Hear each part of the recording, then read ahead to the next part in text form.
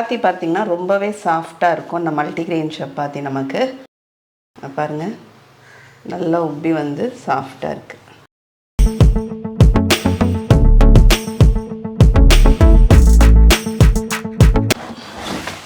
என்ன இந்த அக்ஷயா வீட் சமையல் மாதிரி எடுக்க வந்தீங்கன்னா இது பாத்திரம் அல்ல குறையாது.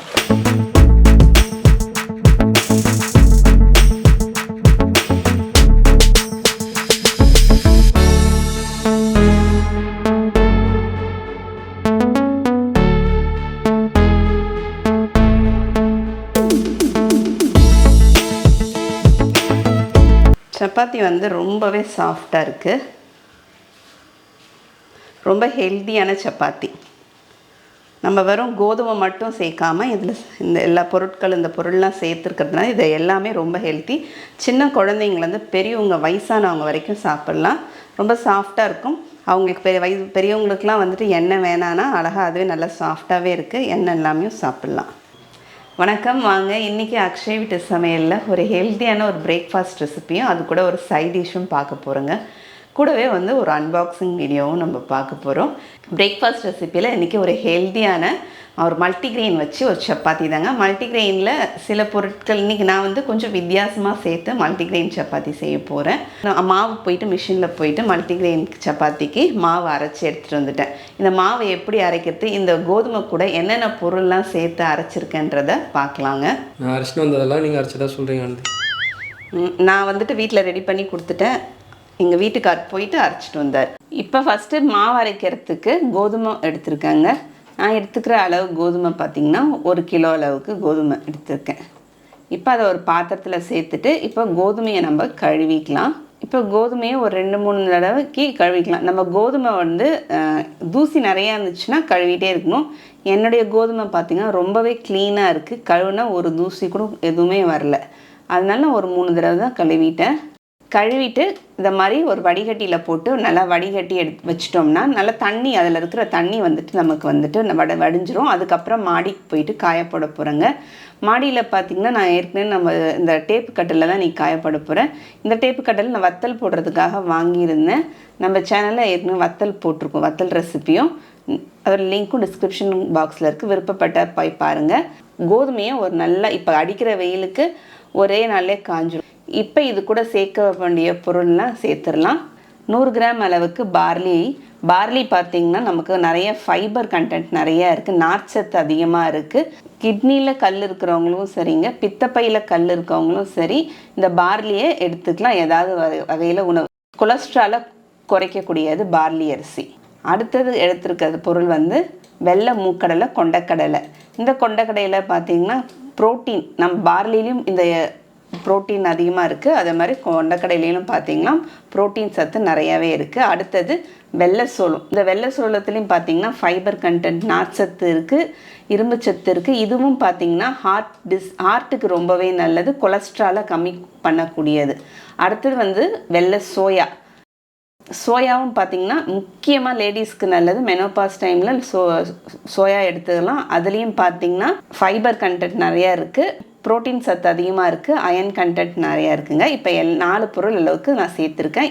இது எல்லாமே வெள்ளை கலர் தன்மையுடையது. கோதுமையோடைய சப்பாத்தியோடைய கலர் மாறாமல் இருக்கிறதுக்காக இதெல்லாம் சேர்த்துருக்கேன். எல்லாமே பார்த்திங்கன்னா 100 கிராம் எடுத்திருக்கேன். இதையும் வெயிலில் காய வச்சுருங்க. சப்போஸ் வெயில் இல்லாத நேரத்தில் அப்படியே லேசாக கலர் மாறாமல் வந்து லோ ஃப்ளேம் வச்சு கொஞ்சம் சூடுபடுத்தி, ரொம்ப பொரியெல்லாம் விட வேணாம், லேசாக வறுத்துட்டு கோதுமையோடு சேர்த்து அரைச்சிட்டு வந்துடலாம். இப்போ நமக்கு இண்டஸ் வேலையில் வந்து ஒரு பார்சல் வந்திருக்குங்க. அது இப்போ தான் அன்பாக்சிங் பண்ண போகிறேன். அதில் என்னென்ன ப்ராடக்ட்ஸ்லாம் வந்திருக்குன்றத வாங்க பார்க்கலாம். இப்போ வந்துட்டு இது என்னென்னு பார்க்கலாங்க. பிரியாணி பாட், ட்ரை ப்ளை ஸ்டெயின்லெஸ் ஸ்டீல் வந்து பிரியாணி பாட்டுங்க. வித் லிட்டோடு இருக்குது. 2.3 லிட்டர். ஆனால் இதில் வந்துட்டு 5 ப்ளை பாட்டம் கொடுத்துருக்காங்க. பாட்டம் மட்டும் அடியில் 5 ப்ளைன்னு போட்டிருக்காங்க. இது வந்துட்டு நம்ம கேஸ் ஸ்டவ்லையும் யூஸ் பண்ணலாம். அதை மாதிரி பார்த்திங்கன்னா இண்டக்ஷன்லேயும் நம்ம வந்து யூஸ் பண்ணலான்னு கொடுத்துருக்காங்க. பாத்திரம் வந்து நல்லா கனமாக இருக்குது, வெயிட்டாக. ஒரு 2 பேருக்கு ஒரு வேலைக்கான பிரியாணி ஏதாவது பண்ணணுன்னா பிரியாணி பண்ணலாம். அதை மாதிரி வந்துட்டு ஒரு கிரேவிலாம் பண்ணணும்னு நினச்சோம்னா நல்லா சூப்பராக கிரேவி பண்ணலாம். ஏன்னா அடி பிடிக்காது கிரேவி பண்ணும்போது நினைக்கிறேன். நான் சமைச்சிட்டு உங்களுக்கு எப்படி இருக்குன்னு சொல்கிறேன். இதில் இது வந்து அப்படியே நம்ம சமைச்சிட்டு அப்படியே இதிலே சர்வ் பண்ணலாம். அதே குக் அண்ட் சர்வ் தான், ஒரே இதிலே முடிஞ்சிடும். சூப்பராக இருக்கும். இப்போ அடுத்தது என்னன்னு பார்க்கலாங்க. பேக்கிங்லாம் சூப்பராக பண்ணியிருக்காங்க.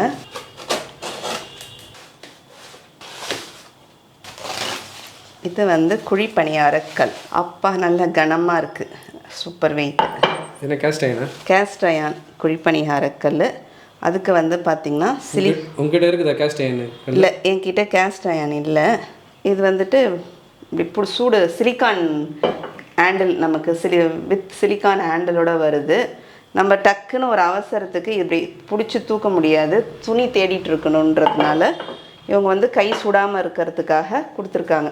அடுப்பு மேலே இருந்துச்சுன்னா டக்குன்னு இப்படி தூக்கி சூடு இல்லாமல் வச்சிடலாம், அதுக்காக தான். என்ன இந்த அக்ஷயா வீட்டு சமையல் மாதிரி எடுக்க வந்தீங்கன்னா இது பாத்திரம் அல்ல குறையாது. இப்போ அடுத்தது இது வந்து பார்த்திங்கன்னா தோசைக்கல் செம வெயிட்டுங்க. அப்பா நல்ல பெரிய தோசைக்கல்.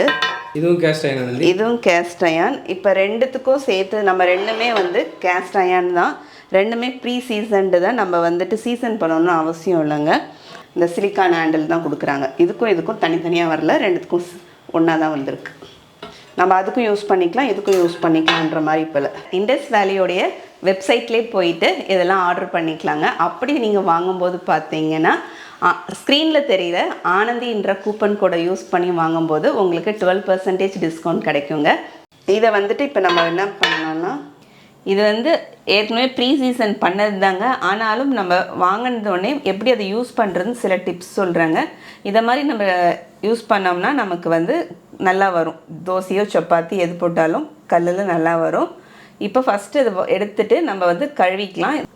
லிக்விட் சோப்பும் சபீனாவும் போட்டும் கழுவுறேன். அதை வந்துட்டு 2-3 தடவை கழுவி திரும்பி விலக்கி கழுவி எடுத்துக்கிட்டேன். அதை ஸ்டவ்வில் இப்போ வச்சு சூடு பண்ணுறேங்க.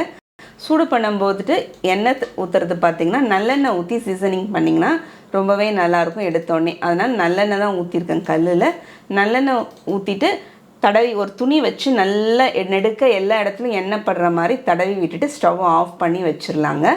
அந்த மாதிரி குழிப்பணியாரக்கல்லும் ரெடி பண்ணியிருக்கேன். திரும்பி அந்த கல் நல்லா ஆறுனதுக்கப்புறம் பார்த்திங்கன்னா திரும்பியும் சபீனாலாம் போட்டு விளக்கிட்டு திரும்பி எண்ணெய் கொஞ்சமாக நல்லெண்ணெயை ஊற்றி வெங்காயம் கட் பண்ணி வச்சுருக்கேன்.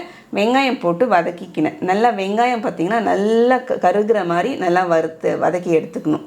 வெங்காயத்தை வந்து வதக்கும் போது தோசைக்கல்லில் ஃபுல்லும் எல்லா இடமும் ஸ்ப்ரெட் பண்ணி வதக்கிக்கிங்க. வதக்கிட்டு அந்த வெங்காயத்தை நம்ம திரும்பி சமையலுக்கு யூஸ் பண்ணாமல் அதை வந்து டிஸ்போஸ் பண்ணிடலாம் நம்ம. இப்போ அதுக்கப்புறம் திரும்பியும் வந்துட்டு தோசைக்கல் நல்லா ஆறுனதுக்கப்புறம் நான் கழுவி க்ளீன் பண்ணி எண்ணெய் தடவி வச்சுருக்கேன். இப்போ சப்பாத்தி எப்படி செய்யறதும், சப்பாத்திக்கு வந்து ஒரு சைட் டிஷ் மஷ்ரூம் வச்சு கிரேவி எப்படி செய்யறதுன்னு பார்க்கலாங்க. இந்த கிரேவி சப்பாத்தியோடவும் பூரியோடவும் நல்லாயிருக்கும். அதே மாதிரி நம்ம ஏதாவது வெரைட்டி ரைஸ், ஜீரா ரைஸ், தேங்காய் பால் சாதம் அதை மாதிரிலாம் செஞ்சுட்டு இந்த மஷ்ரூம் கிரேவியை தொட்டுட்டு சாப்பிட்றதுக்கு ரொம்பவே சூப்பராக இருக்கும். வாங்க இப்போ எப்படி செய்யறதுன்னு பார்க்கலாம். இப்போ ஃபஸ்ட்டு சப்பாத்திக்கு பார்த்திங்கன்னா மாவு பிசைஞ்சு வச்சிடலாங்க. நம்ம அரைச்சிட்டு வந்திருக்கிற மல்டிகிரெயின்ஸ் மாவு தான். இப்போ மாவுக்கு தேவையான அளவுக்கு உப்பு சேர்த்துடலாம். இதில் நார்மலாக நம்ம சப்பாத்திக்கு மாவு பிசைகிற மாதிரி தான் கொஞ்சமாக எண்ணெய் சேர்த்து ஃபஸ்ட்டு வெறுமனே பிசைஞ்சு விட்டுடலாம். உப்பு எண்ணெய் எல்லாம் எல்லாத்தையும் கலந்து விட்டுட்டு கொஞ்சம் கொஞ்சமாக தண்ணி சேர்த்து பிசைஞ்சிக்கலாங்க. இந்த மாவில் வந்துட்டு பூரியும் நான் வந்துட்டு செஞ்சு பார்த்துட்டு அதுக்கப்புறமா பிரேக்ஃபாஸ்ட் ரெசிபியோட ஷேர் பண்ணுறேன். சப்பாத்தி மாவு எப்படி ஆரம்பிக்கணும்? டைட்டாக லூஸாக? சரிங்க, எத்தனை தடவை தான் கேட்பீங்க? ஒவ்வொரு தடவை மாவு பிசையும் போதும் கேட்டுகிட்டே இருக்கீங்க. நான் சொல்ல மாட்டேன். சப்பாத்திக்கு மாவு சாஃப்டாக பிசையணும், பூரிக்கு மாவு டைட்டாக பிசையணும். இப்போ மேலே கொஞ்சமாக எண்ணெய் சேர்த்து அப்படியே பிசைஞ்சிடலாங்க. இந்த மாதிரி உள்ளங்கையை வந்துட்டு சப்பாத்திக்கு மாவு பிசையும் போது நல்லா இழுத்து மாவை பிசைஞ்சு மடித்து பிசைஞ்சோம்னா சப்பாத்தியும் நல்லா சாஃப்டாக இருக்கும். இப்போ மாவு பிசைஞ்சு வச்சுருக்கோம். மினிமம் பார்த்திங்கன்னா 15 நிமிஷம் ஊற வச்சுக்கலாம். அதுக்கு மேலே இருந்தாலும் பரவாயில்ல. நான் இதை பிசைஞ்சு வச்சுட்டு இப்போ கிரேவி செய்ய போகிறேன். இப்போ மஷ்ரூம் கிரேவிக்கு இப்போ 200 கிராம் பேக்கெட் மஷ்ரூம் தாங்க எடுத்திருக்கேன். இப்போ இதை சேர்த்துட்டு இது ஃபஸ்ட்டு கழுவிடலாம். இப்போ இது கழுவுறதுக்கு கொஞ்சமாக மாவுங்க, ஒன்று மைதா மாவு ஏதாவது கார்ன்ஃப்ளவர் மாவு சேர்த்துட்டு கழுவில அந்த மண்ணெல்லாம் இருக்கும், இந்த மாவு போட்டு பெசரி வச்சுட்டு கழுவும் போது அந்த மண்ணெல்லாம் அந்த மாவில் வந்துடும். இது அப்படியே கொஞ்சம் நேரம் இருக்கட்டுங்க. அதுக்குள்ளே நம்ம வெங்காயம் தக்காளியை கட் பண்ணின்னு வந்துடலாம். கிரேவிக்கு இந்த சைஸில் ஒரு வெங்காயமும் தக்காளியும் சேர்த்துக்கலாங்க. இதை அரிஞ்சிட்டு வந்துடுறேன். இப்போ மஷ்ரூம் மசாலா கிரேவிக்கு பார்த்திங்கன்னா ஒரு மசாலா அரைக்கணும். ஒரு 10 பல் அளவுக்கு பூண்டு, நான் இந்த மிக்ஸி ஜாரில் மிளகுத்தூள் தான் அரைச்சிருக்கேன், அதனால் அப்படியே சேர்த்துக்கிறேங்க. இந்த சைஸில் ஒரு இஞ்சி துண்டு, 1 ஸ்பூன் அளவுக்கு சோம்பு, ஒரு அரை ஸ்பூன் அளவுக்கு ஜீரகங்க. இந்த மாதிரி நம்ம அரைச்சி போடும்போது வந்து கிரேவிக்கு மசாலா சூப்பராக இருக்கும். ஒரு 6-7 சின்ன வெங்காயம், சின்னதாக இருந்துச்சுன்னா 10 கூட எடுத்துக்குங்க. அப்புறம் இந்த அளவுக்கு கொத்தமல்லி தழை, ஒரு 10 முந்திரி பருப்புங்க, 1 ஸ்பூன் அளவுக்கு கசகசா, அப்புறமா ஒரு துண்டளவுக்கு பட்டை. என்கிட்ட இப்போ பட்டை இதாக இருக்குன்றதுனால சேர்த்துக்கிறேன், நீங்கள் இந்த அளவுக்கு பட்டை சேர்த்துக்குங்க, பட்டை துண்டு. இப்போ இதை நம்ம அரைச்சி எடுத்துகிட்டு வந்துடலாம். இப்போ நம்ம அரைச்சி எடுத்துகிட்டு வந்துட்டோம். நல்லா தண்ணி சேர்த்து நல்லா ஃபஸ்ட்டு வெறுமனே ஓட்டிட்டு அதுக்கப்புறமா நல்லா தண்ணி சேர்த்து விழுது போல் நல்லா அரைச்சிக்கணும். இன்றைக்கி இந்த கிரேவியை பார்த்திங்கன்னா நமக்கு இந்த ட்ரைப்ளை இந்த இண்டஸ் வேல்யூ பாத்திரத்தில் தான் சமைக்க போகிறோம்.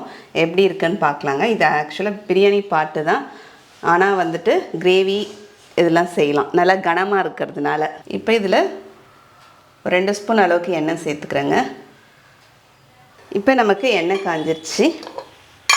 இதில் ஒரு அரை ஸ்பூன் அளவுக்கு ஜீரகம் சேர்த்துக்கலாங்க. தாளிக்கிறதுக்கு கையால் அப்படியே கசக்கி சேர்த்துக்கலாம்.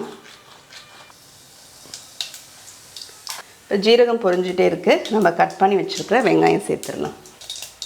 அது கூடவே பார்த்திங்கன்னா நான் வந்து இன்றைக்கி ரம்ப இலைன்னு சொல்லிட்டு இருக்குது, மாடியில் இருக்குது என்கிட்ட செடி, அது நல்லா வாசனையாக இருக்கும். அது சப்போஸ் இல்லாதவங்க பிரியாணி இலை இருக்குது இல்லைங்களா, அது சேர்த்துக்குங்க, பிரிஞ்சி இலை. அது கூடவே பார்த்திங்கன்னா கொஞ்சமாக கருவேப்பிலை. இந்த ரம்ப இலை பார்த்திங்கன்னா எல்லா நர்சரிலையும் கிடைக்கும், கொஞ்சமாக வச்சாவே நமக்கு வீட்டில் நல்லா வளர்ந்துடும், நல்ல வாசனையாக இருக்கும். பிரியாணி இதை மாதிரி குருமாலாம் கிரேவிலாம் பண்ணும்போது மசாலா போட்டு பண்ணுறது. வெங்காயம் இந்த அளவுக்கு நம்ம வதக்கினதுக்கு அப்புறம் இது கூட நம்ம அரைச்சி வச்சுருக்கிற விழுது சேர்த்துடலாம். விழுது சேர்த்துட்டு வதக்கிக்கலாங்க. விழுதோட பச்சை வாசனை போகிற அளவுக்கு நம்ம நல்லா வதக்கிக்கணும். லேசாக நமக்கு வந்து விட்ட எண்ணெய் லேசாக பிரிஞ்சு வரும் அதுலேருந்து. அது வதக்கிறதுக்குள்ளே அது வதங்கிட்டே இருக்குங்க. அதுக்குள்ளே நம்ம இதே மிக்ஸி ஜாரில் தக்காளி பழத்தை அரைச்சிடலாம். இப்போ இதை நம்ம லோ ஃப்ளேமில் வச்சு ஒரு 3-4 நிமிஷம் நல்லா வதங்கியிருக்கோங்க. நம்ம வதக்கினதுக்குள்ளே நான் எண்ணெய் வந்து லேசாக பாருங்கள் கசிஞ்சு வந்திருக்கு.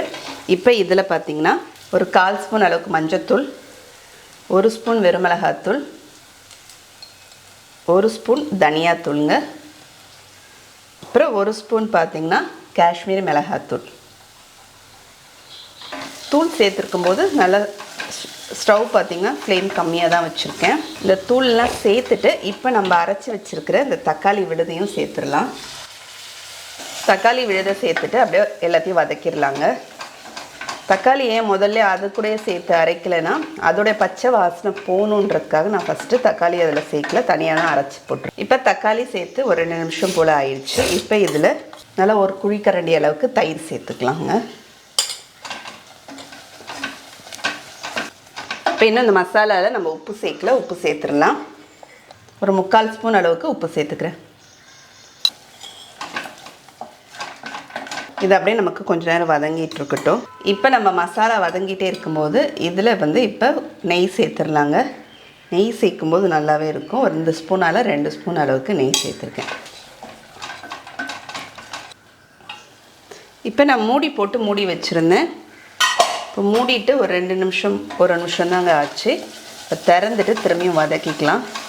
நெய் சேர்த்துட்டு அப்படியே அதோடைய லிட்டை போட்டு மூடிடலாம். மூடிட்டு ஒரு 2 நிமிஷம் கழிச்சு திரும்பி கலந்துட்டு நம்ம மஷ்ரூம் கட் பண்ணி வரத்துக்குள்ளே இது அப்படியே மசாலா நம்ம எண்ணெய் பிரிஞ்சு வரட்டும் நமக்கு. இப்போ நம்ம மஷ்ரூமில் கார்ன்ஃப்ளவர் மாவு போட்டு பெசரி வச்சுருந்தோங்க. அதை நல்லா நான் பிசைஞ்சு விட்டுட்டு நல்லா கழுவி எடுத்துகிட்டு வந்துட்டேன். இப்போ நல்லா நமக்கு எங்கேயுமே மண் இல்லாமல் க்ளீனாக இருக்கும். இப்போ இதை கட் பண்ணி எடுத்துக்கலாம். 4ஆக கட் பண்ணிக்கிறேங்க. இப்போ மஷ்ரூமை கட் பண்ணியாச்சு. இங்கே பார்த்திங்கன்னா நமக்கு மேலே அப்படியே எண்ணெயும் பிரிஞ்சு வந்திருக்கு பாருங்கள், நம்ம விட்ட நெய் எண்ணெயும். இப்போ நம்ம இதில் மஷ்ரூம் சேர்த்துடலாம். சேர்த்துட்டு இப்போ கலந்து விட்டுடலாங்க. இப்போ மஷ்ரூம்லேருந்தே நமக்கு கொஞ்சம் நேரம் தண்ணி விடும், அதனால் இப்போ தண்ணி சேர்க்க வேணாம். வேணும்னா தண்ணி விடலைன்னா நம்ம சேர்த்துக்கலாம். நல்லா மஷ்ரூம் சேர்த்துட்டு நல்லா ஒரு கலந்து விட்டுடலாம், அந்த மசாலாலாம் மஷ்ரூமில் படுற மாதிரி. இப்போ மூடி போட்டு மூடிடுறேங்க. மூடிட்டு ஒரு 2-3 நிமிஷம் நம்ம அப்படியே வச்சிடலாம். இது தண்ணி இப்போ தண்ணி விட்டு வருதான்னு பார்க்கலாம், இல்லைன்னா தண்ணி சேர்த்துக்கலாம் கொஞ்சமாக. இப்போ மிக்ஸி ஜாரில் இப்போ தேங்காய் எடுத்து வச்சுருக்கேங்க. இந்த தேங்காயில் பத்தை போட்டுக்கிறேன், ஒரு அரை மூடி தேங்காய். இது ஃபஸ்ட்டு வெறுமனே ஊட்டிட்டு அதுக்கப்புறம் நம்ம தண்ணி சேர்த்து அரைச்சி எடுத்துகிட்டு வந்துடலாங்க. இப்போ தேங்காவை நம்ம அரைச்சி எடுத்துகிட்டு வந்துட்டோம். இப்போ இதில் பால் எடுத்துக்கலாம். இப்போ அதுக்குள்ளே மஷ்ரூம் மூடி வச்சோம், தண்ணி விட்டுருக்கான்னு திறந்து பார்த்துடலாம். இப்போ பாருங்கள், தண்ணியே நம்ம சேர்க்கல, நல்லா தண்ணி விட்டு வந்திருக்கு. அதனால தண்ணி வேணும்னா தான் நம்ம சேர்த்துக்கணும், தண்ணி வேணான்னா சேர்க்க வேண்டாம். தண்ணி சேர்த்துட்டோம்னா அப்புறம் டேஸ்ட் வந்து ரொம்ப கம்மியாகிடும், அதனால தான். இப்போ மூடி போட்டு மூடிடுறேங்க. மூடிட்டு ஒரு 2-3 நிமிஷம் நம்ம அப்படியே வச்சிடலாம். இப்போ நம்ம இதை திறந்துடலாங்க. நமக்கு அதுலேருந்து தண்ணி விட்டுட்டே இருக்குது, நல்லா எண்ணெயும் பிரிஞ்சு வந்திருக்கு. இப்போ நம்ம அரைச்சி வச்சுருக்கிற தேங்காய் பால் விட்டுடலாம்.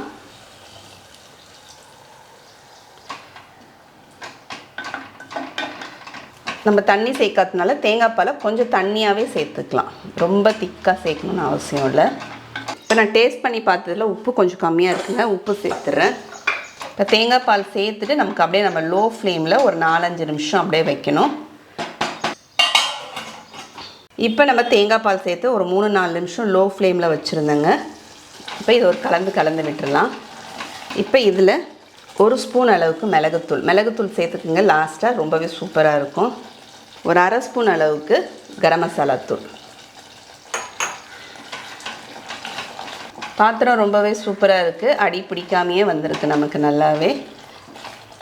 இல்லைன்னா அடி பிடிச்சிருக்கோம் சில நேரத்தில், சில பாத்திரங்களில் லேசாக பிடிச்சாலும் நம்ம எடுத்து விட்டால் இதாகிடுது. இப்போ இது இந்த மிளகுத்தூளும் கரம் மசாலா தூளும் சேர்த்துட்டு திரும்பி ஒரு 2 நிமிஷம் போல் மூடி வைக்கலாம். இப்போ இதில் வந்துட்டு நம்ம வந்துட்டு இன்றைக்கி நான் வந்து கொஞ்சம் செமி கிரேவியாக எடுக்க போகிறேங்க. உங்களுக்கு கொஞ்சம் நல்லா ட்ரையாக வேணும்னா தேங்காய் பாலை திக்காக சேர்த்து நீங்கள் நல்லா சுக்கா மாதிரி பண்ணி எடுத்துக்கிட்டிங்கனாலும் ட்ரையாக எடுத்துக்கலாம். இல்லைன்னா எனக்கு கொஞ்சம் குருமா மாதிரி வேணும்னு நினச்சிங்கன்னா தேங்காவை பாலாக விடாமல் தேங்காவை அரைச்சி சேர்த்துக்குங்க. அரைச்சி சேர்த்திங்கன்னா உங்களுக்கு ஊற்றி சாப்பிட்ற மாதிரி குருமா மாதிரி இருக்கும்.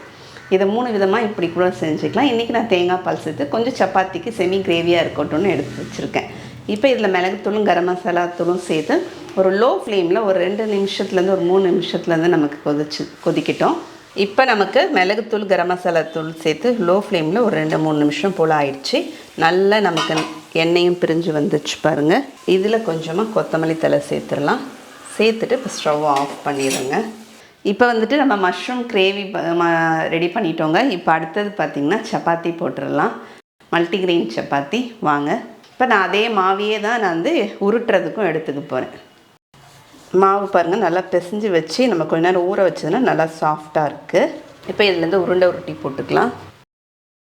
2 தடவை நம்ம வந்து திரட்டிட்டு அதுக்கப்புறம் அதில் எண்ணெயை தடவி திரும்பி மடித்து போட்டு 4ஆக மடித்து எல்லா சப்பாத்தியுமே எடுத்து வச்சிடலாங்க. அப்படி தான் நான் நார்மல் சப்பாத்திக்கும் செய்வேன். மடித்து சுடும்போது சப்பாத்தி இன்னும் நல்லாவே சாஃப்டாக வரும் நமக்கு. இப்போ மடித்து வச்சுருக்க சப்பாத்தியை மாவு தொட்டு நம்ம உருட்டிட்டு இப்போ தோசைக்கல் பார்த்திங்கன்னா இங்கே ஸ்டவ்வில் எண்ணெய் தடவிக்கலாம். இப்போ நல்லா வெங்காயம்லாம் வதக்கினதுக்கப்புறம் நல்லா கழுவி எண்ணெய் தடவி வச்சுருக்கேன். இப்போ திரும்பி ஒரு துணி வச்சு நல்லா எண்ணெயை தடவிட்டு தோசைக்கல்லுக்கு சப்பாத்திக்கு பொறுத்த வரைக்கும் காய்ச்சல் பார்த்திங்கன்னா நல்ல காய்ச்சலாக இருக்கணும் சப்பாத்திக்கு. அப்புறம் நல்லா காய்ச்சலாக இருந்தால் சப்பாத்தியும் நல்லா உப்பி வரும் புஷ்ஷுன்னு.